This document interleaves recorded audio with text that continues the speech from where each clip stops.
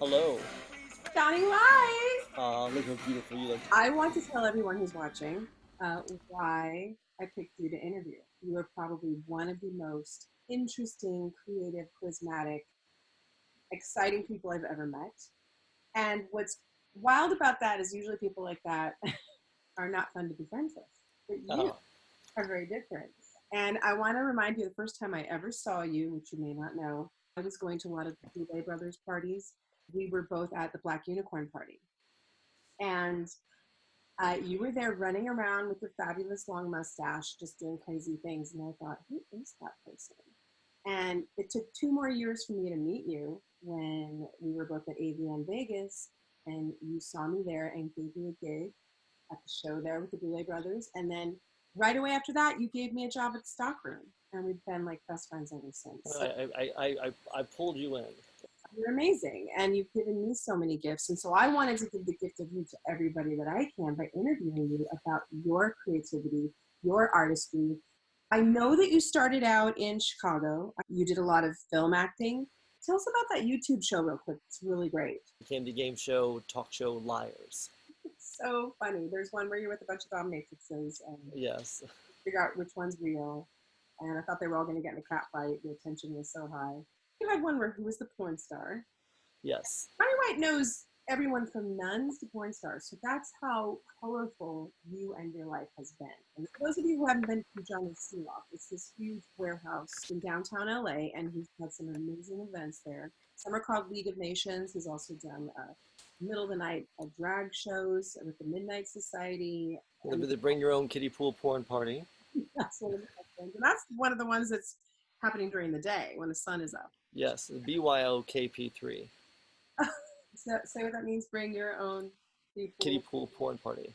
You don't really want to type out kiddie and porn ever on the internet. Pretty cool. So yeah, Kiddie Pool Porn Party. Good choice of words there. So tell me how my broken camera came to be. I dropped my camera and it broke. Uh-huh. Like when I went to go take a picture, it still took pictures, but they were dark and like the aperture wasn't opening or was staying open too long, and I just kept taking pictures, and because I didn't want to admit that I dropped my camera and broke it during the photo shoot, and so I just kept taking photos, Yeah. and then at the end of the night, I noticed a few of them came out, kind of interesting, with halos and weird, weird like beams of light and structures of color, just Right. kind of coming out of nowhere. And I spent 7, 8 years exploring this broken machine and how to make images. So in the very beginning, they were very still, very black, a Yeah. splotch of color, maybe a little face somewhere. But once I really got to know all the intricacies of the uniqueness, the way it saw the world, I could move the camera, put my Right. hand in front of it. I could add more light and do all this, but never do I do anything post-click. It's all done in camera. It's all done, like if it's not there on the computer, it's not there. I love having my camera to just sit behind and just kind of like take pictures wherever I'm at. But with the broken camera, I pretty much documented the last 10 years of my life.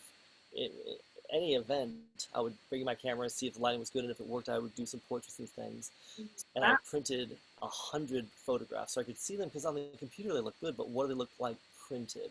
Right. And I want to stick to the no altercation, no editing, it's the camera and me playing with the camera. Once I printed them, the ones that really were good were the selfies. Like, I'm really good at taking a selfie. You know, like one of the ones you took of me at my old house, it was interesting because you took it and I didn't have any makeup on. And then when we looked at it later, it looked like I had full makeup and it was almost looked like a painting.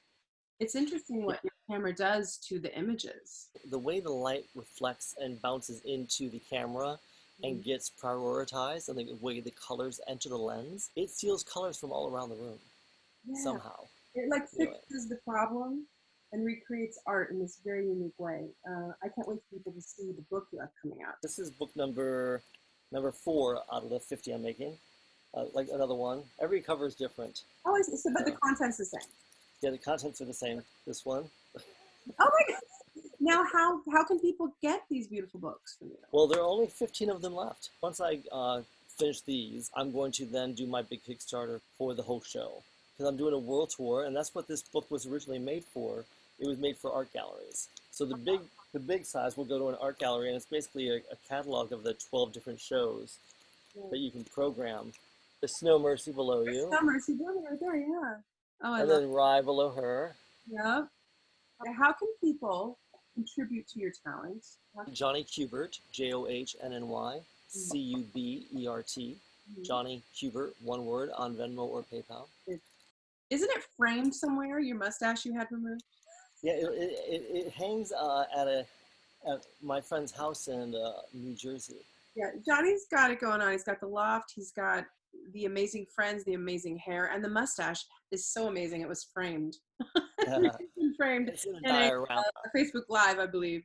Thank you for sharing your talent with the world. You have touched my life, and I'm so glad you were in it. My broken camera, hashtag.